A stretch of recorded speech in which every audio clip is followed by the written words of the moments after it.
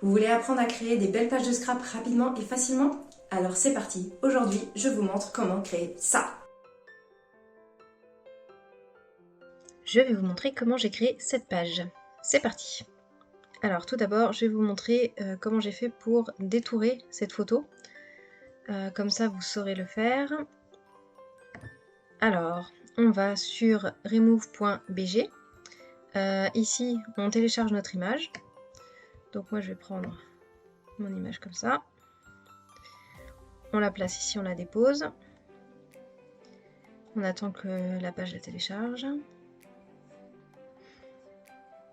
Ça prend quelques secondes. Voilà. Et là, je n'ai même rien eu à faire. L'image a été automatiquement détourée. On peut la télécharger ici. Donc avec un format 432 par 577, c'est gratuit. Et si vous voulez la télécharger en HD, là, il faut payer. Donc si vous n'êtes pas trop exigeant, vous la téléchargez comme ça gratuitement. Donc là, elle va venir se mettre dans vos téléchargements. Donc, je vais venir la mettre là dans le dossier. Donc là, vous voyez la différence. Ça, c'est ma photo de base avec un fond blanc. Le mur était blanc derrière moi. Mais il y a quand même un fond. Ici, vous voyez la différence. En fait, quand je passe dessus, le fond est bleu, bleu très clair. Donc c'est qu'en fait, il n'y a pas de fond. Donc ensuite, on va aller dans Pixelaire. Voilà, on prend le premier lien. Et on clique là sur Pixelaire E. Hop, et là, on a ouvrir une image. Donc là, vous choisissez votre image. On l'ouvre, donc c'est notre image qu'on a sans l'arrière-plan, qu'on vient de créer juste avant. Et donc ensuite, pour faire le contour en blanc, c'est très très simple. Vous cliquez sur Filtre, ensuite lueur externe. Là, ça vous crée donc le contour automatiquement. Vous pouvez changer la couleur si vous voulez, prendre une autre couleur. Vous pouvez même taper le code ici en hexa ou bien le code en RGB. Je vais garder blanc pour l'exemple. Et ensuite, vous pouvez choisir la taille. Vous voyez, là, le contour est plus épais, plus fin. Donc ça, c'est à vous de voir selon l'effet que vous voulez avoir. Vous avez la plume.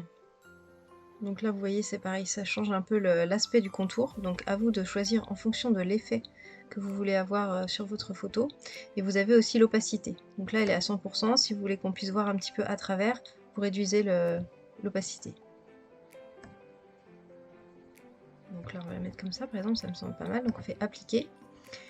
Et ensuite, donc on n'a plus qu'à faire fichier, exporter, exporter en PNG. Votre fichier va se mettre automatiquement dans vos téléchargements. Je vais le remettre dans mon dossier test pour vous le montrer. Donc là, forcément, on voit pas. Ici, on voit, vous voyez qu'il y a un contour blanc et que le fond est toujours en bleu quand je passe la souris, c'est-à-dire qu'il n'y a pas de fond, que le fond est transparent. Donc une fois que vous avez votre image, vous pouvez l'importer ici dans Canva. Donc vous glissez, vous déposez votre image. Voilà, là elle se télécharge. Et maintenant qu'on a la photo avec le contour blanc, je vais vous montrer comment on crée cette page. Donc on va repartir d'une page blanche et on va recréer la même chose. Alors pour le fond, vous pouvez choisir l'image que vous voulez. Moi j'ai choisi cette carte là qui est une carte du kit de janvier. Donc ce que je fais, c'est que je l'approche. Si vous l'approchez là, ça va vous la mettre voilà, à la taille de base. Si vous l'approchez avec votre souris et que vous mettez sur le côté là et vous attendez, vous voyez, elle se met automatiquement sur tout le fond de la page. Donc ça c'est pareil, c'est comme vous préférez. Moi ce que je vais faire, comme je vais rajouter des choses sur ce fond et je sais que ce fond là je ne vais pas y toucher, je me mets dessus et là je clique le petit cadenas et je fais verrouiller. Et comme ça mon fond ne bouge pas, je peux faire des choses dessus sans que ça bouge le fond. Ensuite, donc, je viens chercher là l'image qu'on a importée juste avant. Je viens la mettre dessus. Alors après, vous ajustez un peu la taille en fonction de ce que vous voulez faire. Moi je voulais que ce soit quand même un petit peu plus grand. Donc c'est très facile, hein, pour agrandir ou réduire l'image, vous sélectionnez juste le coin et vous étirez ou vous réduisez. Ça garde les proportions automatiquement. Voilà, donc on va dire par là. Voilà, et ensuite donc on va ajouter le texte. Donc on vient ici dans texte. Là je vais ajouter un texte assez petit dans mes bulles, donc je vais cliquer sur ça, ajouter des lignes dans le corps du texte. Voilà, ça m'ouvre automatiquement un carré de texte. Et là, je tape le texte que je veux mettre. Alors, je vais pas tout retaper, moi je vais juste faire un copier-coller depuis ici parce que j'ai pas envie de tout recopier. Donc je fais CTRL-C ou vous faites un clic droit, copier comme vous préférez.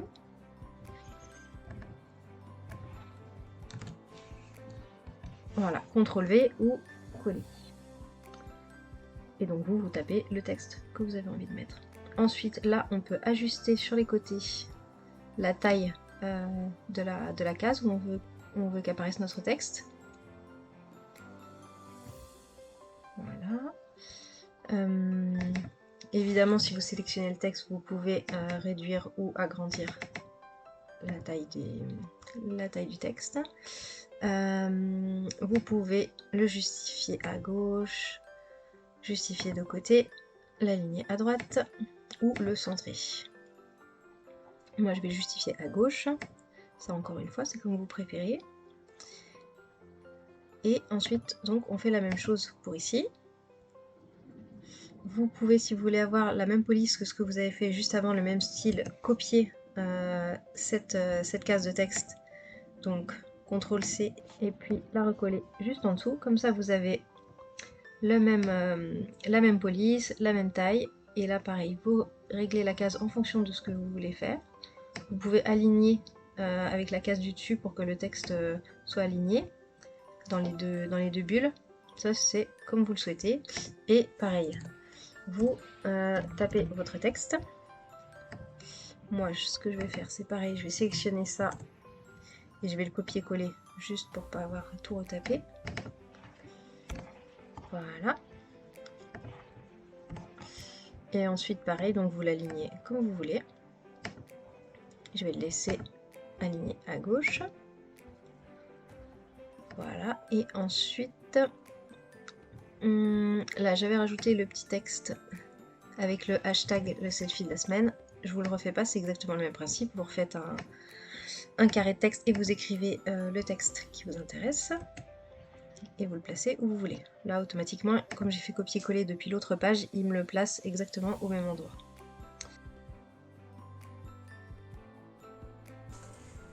Le selfie de la semaine, c'est quoi? Je vous propose chaque semaine un défi photo très simple. Une photo de soi plus un adjectif. Ce qui va nous permettre de prendre quelques minutes de pause et de regarder ce qui se passe à l'intérieur de nous. Voilà, c'est un projet très simple mais qui peut être très intéressant. Vous pouvez envisager de faire simplement une photo et d'ajouter l'adjectif ou d'aller plus loin et de créer carrément une page de scrap en rajoutant, pourquoi pas, du journaling. Donc ça c'est bon. Et je vais vous montrer comment j'ai ajouté les petits points dorés. Donc ça c'est un élément qui est disponible directement dans Canva, gratuitement. Donc là je vais dans éléments. Voilà, et ce que j'ai utilisé récemment, vous voyez, il est là. Juste pour info, si vous voulez le retrouver, voilà le nom. Voilà son nom. Après, vous tapez point doré, si vous voulez le retrouver, vous allez forcément retomber dessus. Donc, je clique dessus. Ça me le met là sur ma page. Ce que je fais, c'est que je le sélectionne, je le mets là où je veux. Je peux l'agrandir ou le réduire en fonction de ce que je veux. Moi, je voudrais qu'il soit là et pas sur les petits signes noirs, donc je vais le décaler par là. Et ce que je vais faire, c'est que je vais faire CTRL-C pour le copier, CTRL-V pour en avoir un deuxième, et je vais le mettre là, en dessous, au niveau de la bulle bleue. Et comme je trouvais ça plus sympa que ça passe derrière la photo, comme ma photo n'a pas de texte, ce que je vais utiliser, c'est que je vais faire un clic droit, et je vais faire reculer d'un niveau. Donc l'élément que j'ai sélectionné, ici c'est les petits points, je vais faire reculer d'un niveau, c'est-à-dire qu'il va me le passer derrière. Tac, voilà. Donc le premier clic que j'ai fait, il a dû me le mettre derrière le texte, et là il me l'a mis derrière la photo. Donc comme ça, on a l'impression que ça fait vraiment partie du fond. Voilà, donc voilà toutes les étapes que j'ai suivies pour créer cette page. Vous voyez que une fois qu'on connaît les étapes à suivre, c'est vraiment rapide et je trouve que ça fait un effet vraiment sympa avec cette photo qui est détourée. Vous pouvez faire ce genre de page avec évidemment n'importe quel autre fond, soit une autre photo, soit une carte, un papier imprimé, tout ce que vous voulez. Ça reste le même principe. Donc maintenant vous savez détourer une image et lui ajouter un contour de la couleur de votre choix. Vous savez ajouter du texte, vous savez le recadrer, et vous savez ajouter aussi des éléments à partir des éléments disponibles dans Canva et changer de niveau pour avoir l'élément exactement où vous voulez dans la page. Et tout ça en seulement quelques minutes. Donc voilà, maintenant vous savez comment recréer cette page étape par étape.